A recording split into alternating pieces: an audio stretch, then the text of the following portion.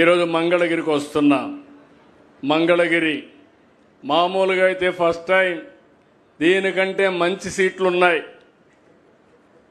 మంచి సీట్లుంటే ఎలక్షన్లు వచ్చాయి. నేను ఆ రోజు సజెస్ట్ చేశాను, మంగళగిరిలో ఇంతవరకు మనం గెలవలేదు, ఒకేసారి గెలిచాం. ఎందుకంటే పార్టీని నడిపించింది నేనే కాబట్టి 40 సంవత్సరాల సుదీర్ఘ రాజకీయ చరిత్రలో మొట్టమొదటిసారిగా కోటేశ్వరరావు ఎంఎస్ఎస్ కోటేశ్వరరావు ఉంటే అప్పట్లో గెలిచాం. తర్వాత గెలవల. ఒకసారి సిపిఎంకి ఇచ్చాం, ఒకసారి బీజేపీకి ఇచ్చాం. ఎప్పుడు ఈ సీటు మీద మాకు కొన్ని గొడవలు కూడా ఉండేటివి సిపిఎం సిపిఐ మధ్య. కానీ ఇవన్నీ చూసిన తర్వాత మనం గెలవలేదు, మన కార్యకర్తలు హుషారుగా లేరు కాబట్టి లాస్ట్ మూమెంట్ పోతున్నారు కాబట్టి ఆలోచించమని నేనైతే సజెస్ట్ చేశాను.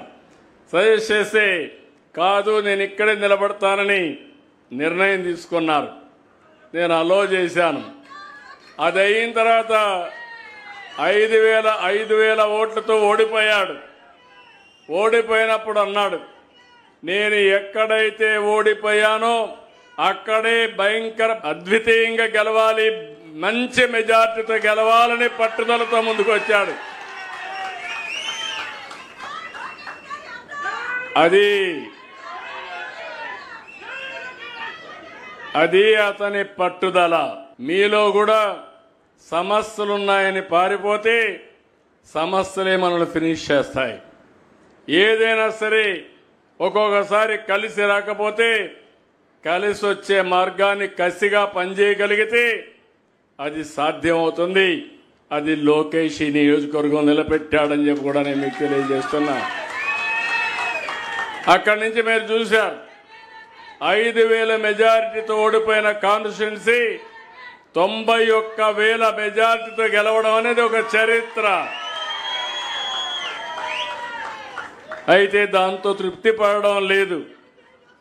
ఈరోజు ఇక్కడే మీరు చూస్తున్నారు, ఏదైతే వీవర్సేల పెట్టాడు, ఒక ప్రయోగం 20 మగ్గాలు ఆయన సొంత డబ్బులతో పెట్టి దీన్ని అభివృద్ధి చేసి ఇప్పుడు ఇలాంటివి ఏ విధంగా చేయాలనో వర్కౌట్ చేసే పరిస్థితికి వచ్చాడు.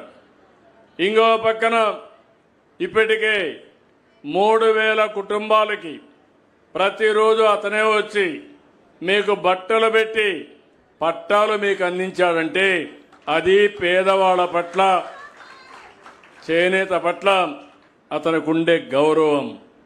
ఇప్పటికీ ఒక 2,000 పనులు పూర్తి చేశాడు. ఆయన ఆలోచన ఒకటి, రాష్ట్రంలోనే ఒక ఆదర్శ నియోజకవర్గంగా ఈ మంగళగిరి ఉండాలనేది అతని సంకల్పం. తప్పకుండా నెరవేరుతుందని నేను ఆశిస్తున్నాను. ఎందుకంటే డిజర్వింగ్గా కూడా. ఎందుకంటున్నానంటే ఈ మాట, ఈ నియోజకవర్గం ఎక్కువ మంది పేదవాళ్ళు ఉండే నియోజకవర్గం, చేనేత ఎక్కువ ఉండే నియోజకవర్గం. ఒక నాయకుడు దూరదృష్టితో ఆలోచిస్తే, అన్ని విధాలా ఆలోచించి కార్యక్రమాలు చేపడితే మీ ఆదాయం పెరుగుతుంది, మీ జీవన ప్రమాణాలు పెరుగుతాయి. అందులో మీకు ఇంకొక పక్క చూస్తే ఈ నియోజకవర్గం ఇప్పుడు రాజధానిలో భాగం.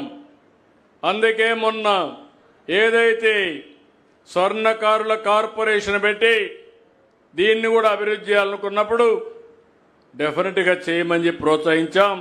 దానికి కూడా ముందుకొచ్చి అవి కూడా చేస్తున్నారు.